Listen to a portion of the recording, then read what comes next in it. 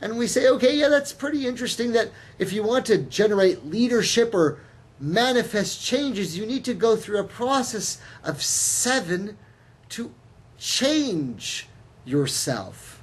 That's kind of an interesting idea. That's in this modern New Age Western self-help model. We said, oh, my brother Salim, we're not going to do modern New Age philosophy, are we? We're going back to the Quran and the Sunnah. But we said that 7 seems to be a pattern, even of the earth and of the skies. So many people talk about this spiritual patterning of 7. And so we go back to this concept is there a pattern of 7 built into our system? Well, of course, we can go back to some of the ancient scriptures then, and we say, let's go back to the very beginning. Is there a pattern of 7 built into this system? Well, of course, we can go back to Genesis, right? That God rested and sanctified the 7th day. 7 days of creation, and then on the 7th day, he rested, right? This concept that there is in the pattern of creation 7 days. 7 days? Well, of course, we like to bring pop culture in. So if we talk about 7 days, there's this pop culture show called 7 Days where they create this orb and find this technology that allows Frank Parker to go back in time and alternate the future and create a new cycle. And he can only go back 7 days. Great 80s sci-fi, since we like to give little plugs, so that you can see this in science fiction as well, and TV shows and pop culture. But we said Genesis, and we go back to this concept of a cycle of mankind, that everything that we're seeing has been created in 7 days. And we know that there, even in the biblical concept or in the concept of creation, that, again, days, even yom in Arabic or even yom in Hebrew, is not referring necessarily to a cycle of one cycle of the sun. That is our perspective of time, right? And we said time and cycles of time and even numbers are based on perspective. And so we don't believe in counting, and we don't believe in days, and we don't believe in suns, and we don't believe in moon. And so sometimes we get confused and we're not sure what we believe in. Right? And I said, I take you on a journey and we talk about so many strange things. But I always remind you of the fundamentals, so don't get worried. We said we see the pattern of creation as being a pattern of 7. And maybe there is this concept of days not being necessarily cycles of our sun, but being ages, or times, or civilizations. Well, are you saying that 7 Earths refers to 7 civilizations? Come on, that sounds like a very modernist interpretation. There's been 7 cycles of man, and when the Quran talks about 7 Earths, we're referring to 7 rises of ebbs and flows of mankind, where mankind goes through processes of evolving into a modern man, and now we are at the height of our civilization in modern man. Okay, that is kind of a concept. We can understand that concept and say, okay, there might be some truth in that we go through cycles and there will be a 7-stage process even in the development of mankind. But I said I already activated you to a level 7.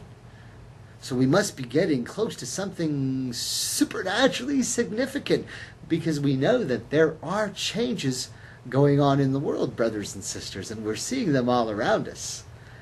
So something is happening. So how do we put all of this together? Well, of course, we talk about this from a spiritual concept, and we say, let's look at this concept as a game, right? You wake up, you look around, and you think, where am I? I'm in a very strange world. What do they call this planet? They call it Earth, right? What is going on this planet? What time is it? What age is it? What generation am I in? What stage am I in time, in the map? What has happened in the world? Where am I waking up?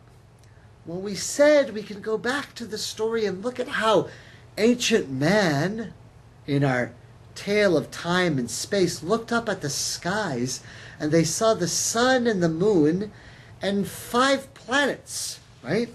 The 5 celestial bodies that are visible to the naked eye. And that helped them create a pattern or system of 7. And that formed the 7 days of the week. Monday, Tuesday, Wednesday, Thursday, Friday, Saturday, Sunday. Or the day of Luna, the day of Thor, the day of Odin, depending on which god was understood or which manifestation. But there has been a 7-day system built in. There, from the time of Genesis, a 7-day cycle in creation, a 7 age, and then we have kept this system into a 7-day week. And then we say that God rested on the 7th day, the day of the Sabbath. And even in the Arabic language, most people don't realize that we have Yom al-Ahad, the first day, the second day, the third day, Yom al-Jumu'ah, the Friday, the day of the gathering, and Yom al-Sabt, the day of the Sabbath. And in most Muslim countries, the holiday of the week, right? Most people have a 5-day work week and 2 days off, right? There in the Muslim countries, they take the Friday as the holiday, the day of the gathering, where the Muslims gather and have the weekly sermon. And Saturday, the day of the Sabbath, is also the day where people do not work. And starting from Sunday, the first day, till Thursday, they work. The Muslims honor the Sabbath, my brothers and sisters, and the Friday. And Christians, we say, have the first day as established as their holy day, not the day of the Sabbath, nor the day of the gathering. And of course, that historically comes from, well, that doesn't historically come from anywhere. Well, we don't need to go into that right now, my brothers and sisters. But we said there is a 7-day cycle. There is a 7-day cycle. And even the week system has been set up as our methodology of cycling time into 7 days of a week and then 12 months. Now, we said in the patterning of 12 that 12 is an established pattern in the skies, and 12 is an established pattern for the months.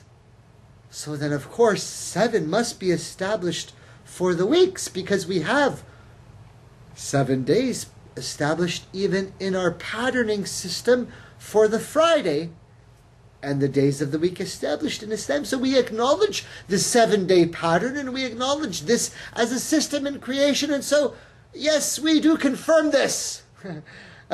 It's been hard to confirm, but it is true. And as a Muslim and a follower of Muhammad, we confirm that it is true. There are 7 days in the week.